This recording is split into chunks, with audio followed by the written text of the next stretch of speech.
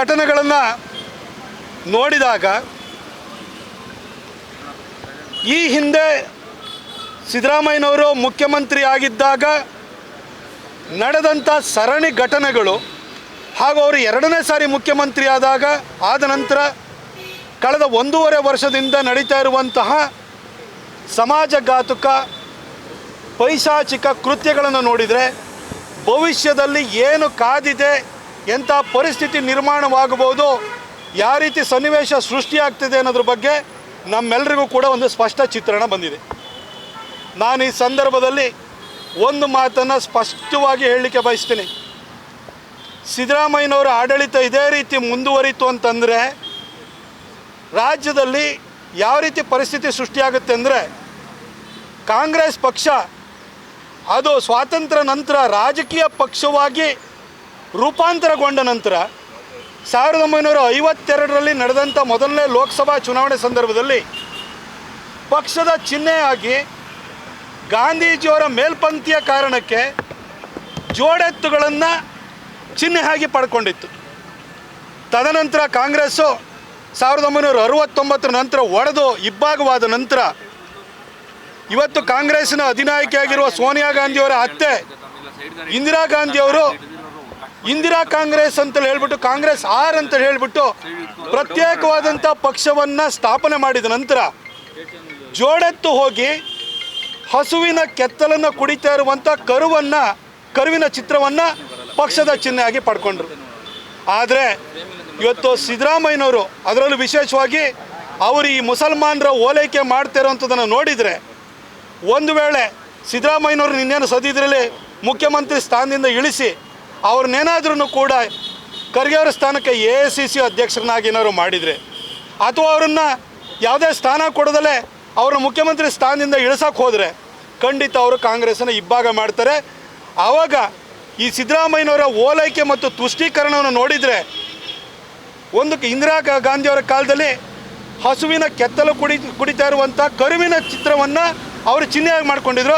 ಸಿದ್ದರಾಮಯ್ಯನವರು ಏನಾದರೂ AICC ಅಧ್ಯಕ್ಷರಾದರೆ ಅಥವಾ ಇಲ್ಲೇ ಕಾಂಗ್ರೆಸ್ ಪಕ್ಷವನ್ನು ಇಬ್ಬಾಗವನ್ನು ಮಾಡಿ ಅಧಿಕಾರ ಉಳಿಸ್ಕೊಳ್ಳೋಕ್ಕೆ ಪ್ರತ್ಯೇಕ ಪಕ್ಷವನ್ನು ಮಾಡ್ತು ಅಂತಂದರೆ ಖಂಡಿತ ಅವರು ಹಸುವಿನ ಕೆತ್ತಲನ್ನು ಕುಯ್ತಾ ಇರುವಂತಹ ಕಟುಕ ಸಾವಿಯ ಚಿತ್ರವನ್ನು ಅವರು ಪಕ್ಷದ ಚಿಹ್ನೆಯಾಗಿ ಮಾಡ್ಕೊಳ್ತಾರೆ ಅನ್ನೋದ್ರ ಬಗ್ಗೆ ಅನುಮಾನನೇ ಬೇಡ. ಯಾಕೆ ಈ ಮಾತನ್ನು ಹೇಳ್ತಾ ಇದ್ದೀನಿ ಅಂತಂದರೆ, ಅಲ್ಲ, ಅವನು ಹಸುವಿನ ಕೆತ್ತಲನ್ನು ಕುಯ್ದಂಥವನು, ಅದನ್ನು ಕೊಚ್ಚಿದಂಥವನು ಮಾನಸಿಕ ಅಸ್ವಸ್ಥ ಅಂತ ಹೇಳ್ತಾನೆ. ನಾನು G. ಪರಮೇಶ್ವರ್ ಅವ್ರ ಬಗ್ಗೆ ಏನು ಹೇಳೋಕ್ಕೆ ಹೋಗಲ್ಲ. ಯಾಕೆಂದರೆ G. ಪರಮೇಶ್ವರ್ ಅವರು ಒಬ್ಬರು ಅಸಹಾಯಕ ಮನುಷ್ಯ ಅಂತ ಕರ್ನಾಟಕಕ್ಕೆ ಗೊತ್ತಿದೆ. ಅವ್ರು ನಾಗಮಂಗಲದಲ್ಲಿ ಗಣೇಶ ಪ್ರೊಸೆಷನ್ ಮೇಲೆ ಕಲ್ಲು ಬಿಸಾಡಿದಾಗಲೂ ಏನು ಮಾತಾಡಲಿಲ್ಲ, ಏನೋ ಸಣ್ಣ ಪುಟ್ಟ ಘಟನೆ ಅಂದರು. ಅಲ್ಲಿ ಬೆಳಗಾಮಲ್ಲಿ ಅಂಥ ದೊಡ್ಡ ಇನ್ಸಿಡೆಂಟ್ ಆದ್ರೂ ಕೂಡ CT ರವಿ ಅವರ ಅರೆಸ್ಟ್ ಮಾಡುವಂಥ ಪ್ರಕರಣ ಬಂದಾಗಲೂ ಕೂಡ ಬಾಯಿ ಬಿಡಲಿಲ್ಲ. ಇನ್ನು ಈ ವಿಷಯದಲ್ಲಿ ಮಾನಸಿಕ ಅಸ್ವಸ್ಥ ಅಂತೇಳಿ ಹೇಳ್ತಾ ಇದ್ದಾರೆ. ಅವರ ಅಸಹಾಯಕತೆ ನನಗೆ ಗೊತ್ತು. ಆದರೆ ಮಾನ್ಯ ಸಿದ್ದರಾಮಯ್ಯನವರೇ, ಹಸುವಿನ ಕೆತ್ತಲನ್ನು ಕುಯ್ದವನು ಮಾನಸಿಕ ಅಸ್ವಸ್ಥ ಅಲ್ಲ. ನಿಮ್ಮಂಥವ್ರು ಮಾನಸಿಕ ಅಸ್ವಸ್ಥತೆಯನ್ನು ತಲೆಯಲ್ಲಿ ಇಟ್ಕೊಂಡಿದ್ದೀರಿ. ಇವತ್ತು ಅವನ ಮಾನಸಿಕ ಅಸ್ವಸ್ಥ ಅಂತ ಹೇಳ್ತಿರಲ್ಲ, ಗೋಮಾಂಸ ಭಕ್ಷಕರಾಗಿರುವಂಥ ಈ ಹಲಾಲ್ ಕೋರ್ ಸಾಬ್ರಿದಾರಲ್ಲ, ಅವರಿಗೆ ಹುಟ್ಟಿನಿಂದ ಜನ್ಮದತ್ತವಾಗಿ ಬರುವಂಥದ್ದು ಈ ಹಲಾಲ್ ಕಟ್ ಮಾಡ್ತಾರಲ್ಲ, ಅದು ಕುತ್ತಿಗೆ ಸೀಳೋಂಥದ್ದು ಅವರಿಗೆ ಜನ್ಮದತ್ತವಾಗಿ ಬರುತ್ತೆ. ಈ ಸಾಬಣ್ಣ ಅವನಿಗೆ ಜನ್ಮದತ್ತವಾಗಿ ಬಂದಿರುವಂಥ ಗುಣವನ್ನು ಬಿಟ್ಟು, ಆ ಕುತ್ತಿಗೆ ಸೀಳೋದು ಬಿಟ್ಟು ಯಾಕೆ ಅವನು ಕೆತ್ತಲನ್ನು ಸೀಳ್ತಾನೆ? ಅವನು ಹಿಂದೂಗಳ ಧಾರ್ಮಿಕ ಭಾವನೆಯನ್ನು ಹರ್ಟ್ ಮಾಡೋದಕ್ಕೋಸ್ಕರ, ಹಿಂದೂಗಳ ಘಾಸಿ ಮಾಡೋದಕ್ಕೋಸ್ಕರವಾಗಿ ಅವನು ಉದ್ದೇಶಪೂರ್ವಕ ಮಾಡಿರೋದು. ಇವನು ಮಾನಸಿಕ ಅಸ್ವಸ್ಥ ಅಲ್ಲ. ಮಾನಸಿಕ ಅಸ್ವಸ್ಥ ಆದರೆ ಅವನಿಗೆ ಹುಟ್ಟಿನಿಂದ ಬರುವಂಥ ಗುಣದಲ್ಲಿ ಅವನು ಕುತ್ತಿಗೆ ಸೀಳಬೇಕಿತ್ತು. ಅವನು ಕೆತ್ತಲನ್ನು ಯಾಕೆ ಸೀಳ್ತಾನೆ?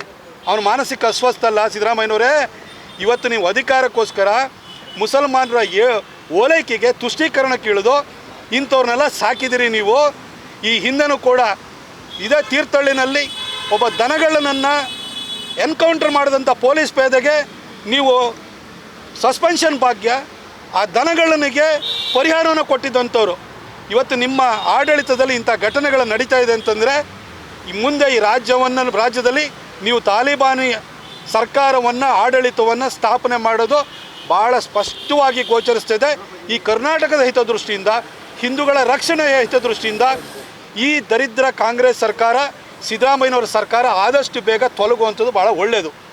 ಇವತ್ತು ನಾನು ಹಿಂದೂಗಳಿಗೂ ಕೂಡ ಮನವಿ ಮಾಡ್ಕೊಳ್ತೀನಿ, ಅವರಲ್ಲಿ ಅವ್ರಿಗೊಂದು ಎಚ್ಚರಿಕೆಯನ್ನು ಕೊಡ್ಲಿಕ್ಕೆ ಹೋಗ್ತೀನಿ.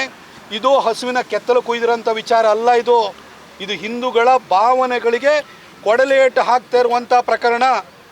ಆ ಸಾಬಣ್ಣ ಅವನು ಮಾನಸಿಕ ಅಸ್ವಸ್ಥ ಅಲ್ಲ, ಅವನು ಉದ್ದೇಶಪೂರ್ವಕ ಮಾಡಿದ್ದಾನೆ. ಅವನನ್ನು ಮಾನಸಿಕ ಅಸ್ವಸ್ಥ ಅಂತ ಹೇಳಿ ಅವನ ರಕ್ಷಣೆ ಮಾಡ್ತಾ ಇದ್ದಾರಲ್ಲ, ಅವನಿಗೊಂದು ಸ್ಟೇಷನ್ ಬೇಲ್ ಕೊಟ್ಟು ಕಳಿಸಿದಾರ್ರಿ. ಆ ಹಸುವಿನ ಜೀವಕ್ಕೇನು ಬೆಲೆ ಇಲ್ವಾ? ಇನ್ನೊಂದು ಗೌರಿಪಾಳ್ಯದ ಇನ್ನೊಬ್ಬರು ಸಾಬಣ್ಣ ಜಮೀರ್ ಅಹಮದ್ 3 ಹಸು ಕೊಟ್ಟೋಗಿದೆ. ಅಲ್ಲ ರೀ, ನೀವು 3 ಹಸು ನಮ್ಮ ಖರೀದಿ ಮಾಡಿ ತಂದು ಕೊಟ್ಟು ಕೂಡಲೇ ಆ ಪ್ರಕರಣ ಅಲ್ಲಿ ನಿಲ್ಲಲ್ಲ.